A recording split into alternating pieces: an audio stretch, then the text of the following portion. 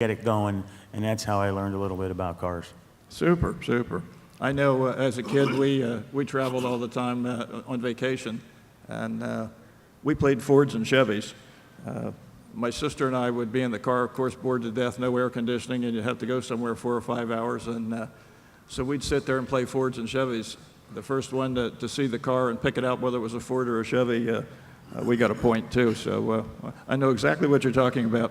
You had a car with air conditioning, huh? That was a big deal. Our air conditioning was 40-40, 4 windows down and 40 miles an hour. You got it, that's for sure. We all grew up on those terms. Wayne, let's move on to you. As both a classic car restorer and someone who buys and sells vintage and classic automobiles, could you comment on restored examples versus unrestored original cars? You know, when they asked me to look at this question, they were sort of hesitant about giving me the question because I restore cars for a living, but I really enjoy original cars, probably more than anything. Preserved cars and cars that have been in families for years, you can't duplicate originality.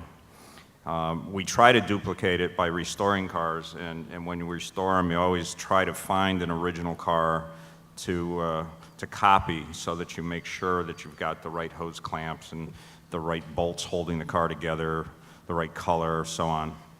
So preservation class at automobile shows has really skyrocketed in the past 10 years because people finally are getting it that these cars are only original once. And it doesn't matter if it's got a chip or a nick in it or the upholstery is sort of coming unraveled. It's the cars that really make the difference that we're preserving, and we're finding them time and time again in garages and barns as people get older and they finally give that car up that they've been saving for years. And I'm very fortunate with the TV show to be able to find some of these cars. People are contacting me all the time with garage finds and barn finds. That's how I got the television show, actually, as I had chased a 1954 Hudson Italia since I was 16 years old.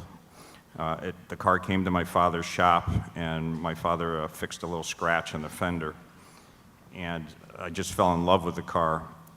And I followed that car from when I was 16 till I was 52 years old, finally being able to buy it.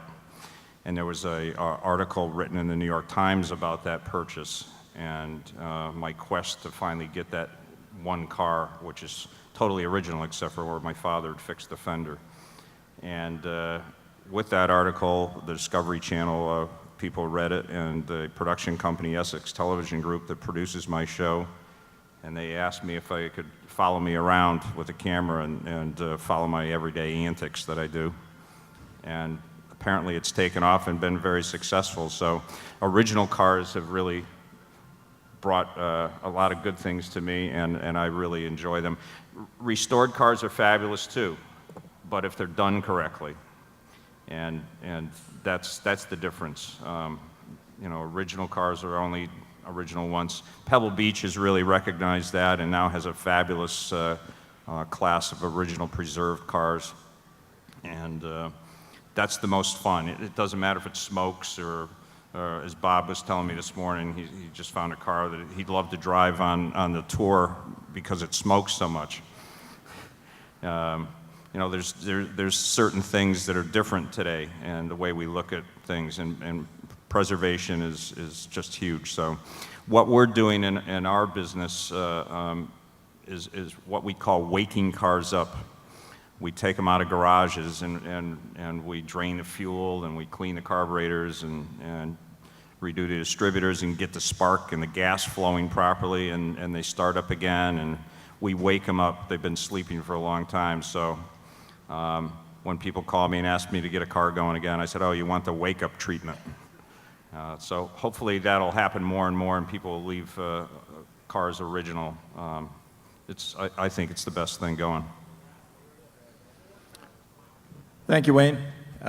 If that story about the Italia is just incredible. I know my partner Chip Miller at Carlisle Events. That we were together many years, and he had a similar story where he found the winning car at Le Mans, the 1960 Corvette that won at Le Mans, and they just did a movie about it.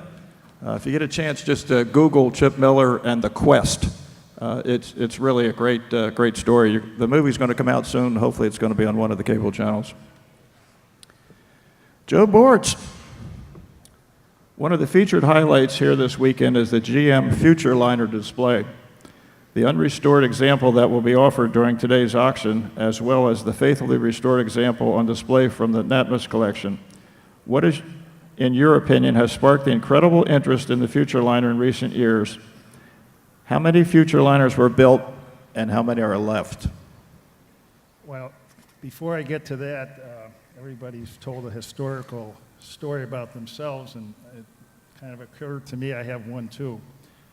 I've been coming to Auburn since the very first auction, and when they had the auction over at the high school, I had visited the Auburn Cord-Duesenberg Museum, and there was a car I saw there at the 1966 Duesenberg, and I fell in love with it. It was a car that Augie Duesenberg's son was going to revive the company with.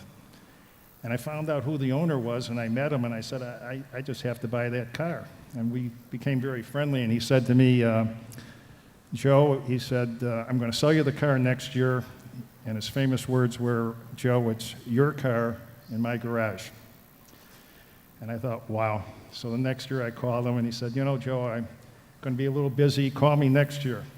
And that went on, and call me next year. And then he was getting divorced, and he said, that took 3 years. And then he said, he was a wealthy fellow. He said, I'm going to go around the world, and call me in a couple of years. I was 33 years old when I saw the car the first time. I was 63 years old when I bought it.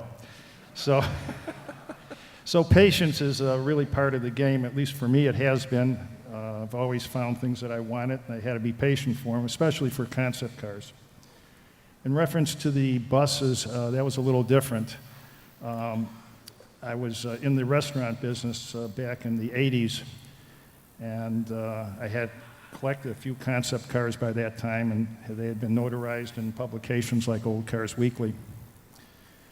And the fellow came to me and he said, Joe, he said, I have 5 Motorama buses, Futureliners.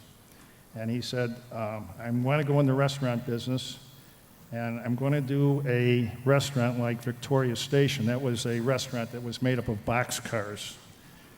And he was going to cut the front end off of the 5 Futureliner buses and put them into a circular building and call it the bus stop, and people were going to be able to eat in the Futureliners. And I was horrified.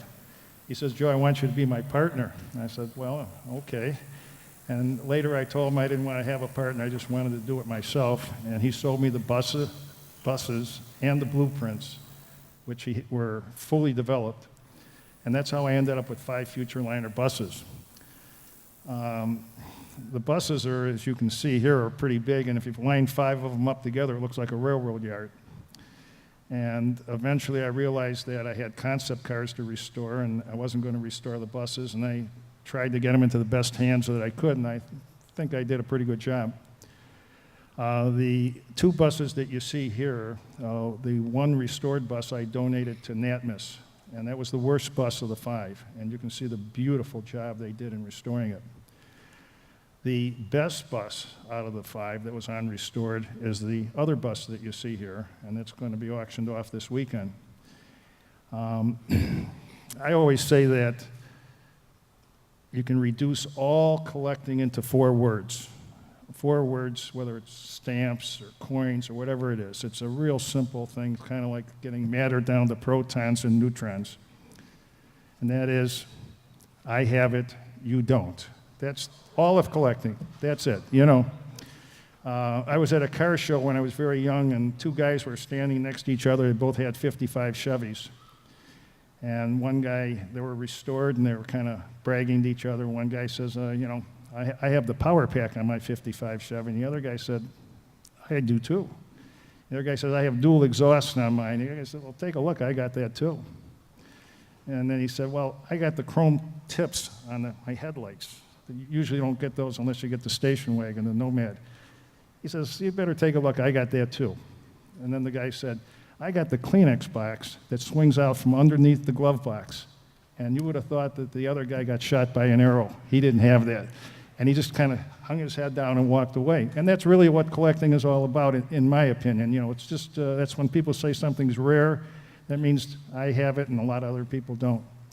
So these buses that are here, I think these are the jewels out of the tomb.